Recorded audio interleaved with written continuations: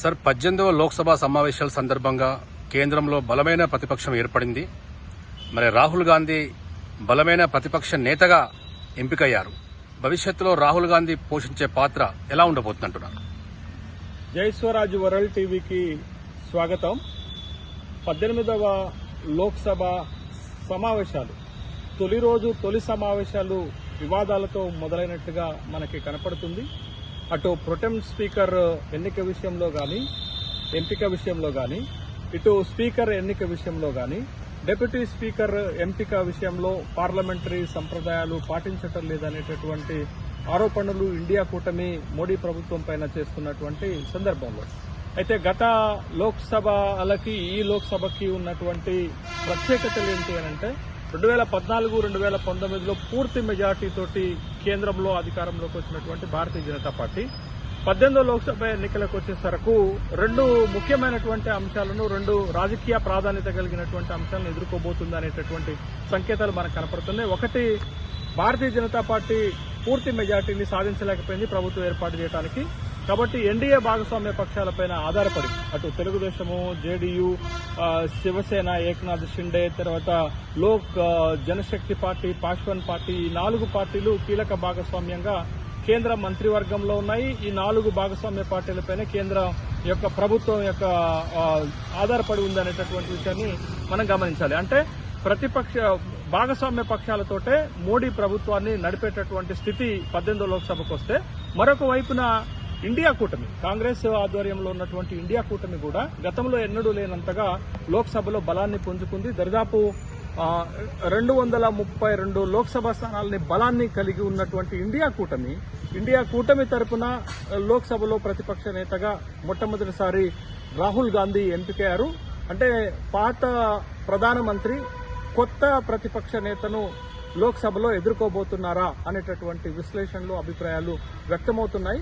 రాహుల్ గాంధీ ఒక బలమైనటువంటి నేతగా ఎదగటానికి లోక్సభలో ప్రతిపక్ష నేత పదవి సహాయపడుతుందనేటటువంటి విషయాన్ని గమనించాలి. ఎంత కాదనుకున్నా దేశంలో మోడీ తర్వాత ప్రధానిగా యాక్సెప్టెన్సీ ఉన్నటువంటి నేత రాహుల్ గాంధీ మనకు కనపడుతున్నారు. మోడీకి ప్రధానమంత్రిగా 70% దరిదాపు యాక్సెప్టెన్సీ ఉంటే తరువాత స్థానంలో రాహుల్ గాంధీ ఉన్నారనేటటువంటి విషయాన్ని మర్చిపోకూడదు. 28 నుంచి 30% దేశ ప్రజలు భవిష్యత్తులో రాహుల్ గాంధీ ప్రధానమంత్రి కావాలని కోరుకుంటున్నటువంటి నేపథ్యంలో రాహుల్ గాంధీ రాబోయేటటువంటి రోజుల్లో 2029 లోక్సభ ఎన్నికల నాటికి ఒక బలమైనటువంటి నేతగా దేశంలో ఎదగటానికి అవకాశాలు ఉన్నాయనేటటువంటి విషయాన్ని గమనించాలి. లోక్సభ ఫ్లోర్ లో ఈసారి రాహుల్ గాంధీ టీము బలంగా కనపడుతుంది అనేటటువంటి విషయాన్ని గమనించాలి. రాహుల్ గాంధీ టీంలో అటు ప్రియాంక గాంధీ వయనాడు నుంచి గెలిచి చేరబోతున్నారు.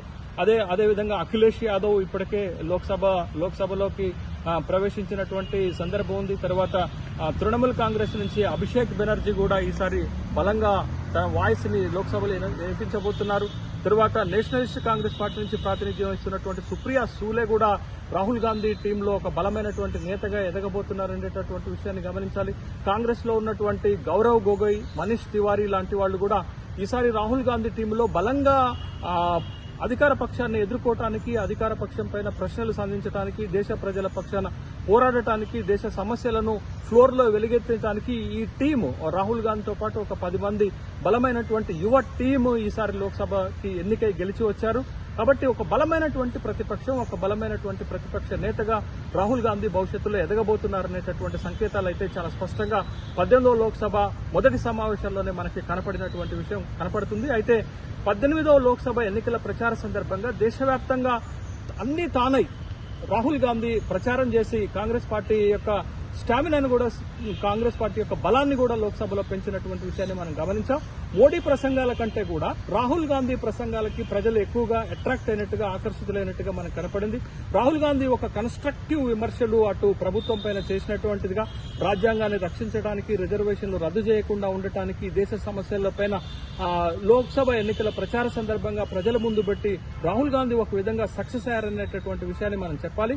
అయితే దేశ రాజకీయాలలో ఎవరి ట్రెండ్ ఎలా కొనసాగుతుంది అని అంటే Modi inverted U shape trend కొనసాగుతుందని చెప్పాలి. అంటే మోడీ ట్రెండ్ ఫస్ట్ పెరిగి తర్వాత తగ్గుతున్నట్లుగా మనకు కనపడుతుంది. అదే రాహుల్ గాంధీ యొక్క ట్రెండ్ అయితే యూ షేప్ లో వెళ్తున్నట్టుగా మనకు కనపడుతుంది. ఫస్ట్ లో తగ్గింది, ఇప్పుడు రాహుల్ గాంధీ ట్రెండ్, రాహుల్ గాంధీ స్టామినా భారతదేశ రాజకీయాల్లో పెరుగుతున్నట్టుగా చాలా స్పష్టంగా కనపడుతున్నటువంటి నేపథ్యంలో భవిష్యత్ భారతానికి ఒక బలమైనటువంటి నేతగా రాహుల్ గాంధీ ఎదగబోతున్నారనేటటువంటి సంకేతాలు అయితే 18 లోక్సభ మొదటి రోజు సమావేశాల నుంచే మనకి కనపడుతున్నటువంటి నేపథ్యంలో రాహుల్ గాంధీ ప్రతిపక్ష నేతగా తన పూర్తి బాధ్యతను నిర్వర్తించాలి.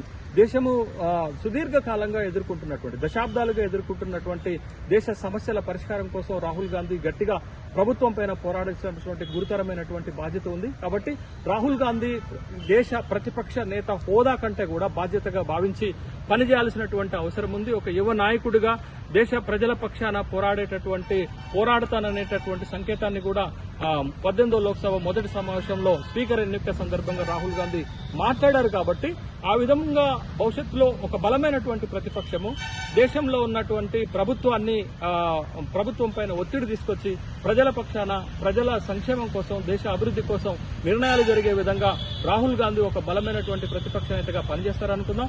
భవిష్యత్తులో రాహుల్ గాంధీ ఒక బలమైనటువంటి దేశంలో నేతగా ఎదగాలనేటటువంటి సూచనలు కూడా కనిపిస్తున్నటువంటి నేపథ్యంలో ఒక పాత ప్రధానికి కొత్త ప్రతిపక్ష నేతకు జరగబోయేటటువంటి రాజకీయ పరిణామాలు దేశంలో ఆసక్తి రేపుతున్నాయనేటటువంటి విషయాన్ని గమనించాలి.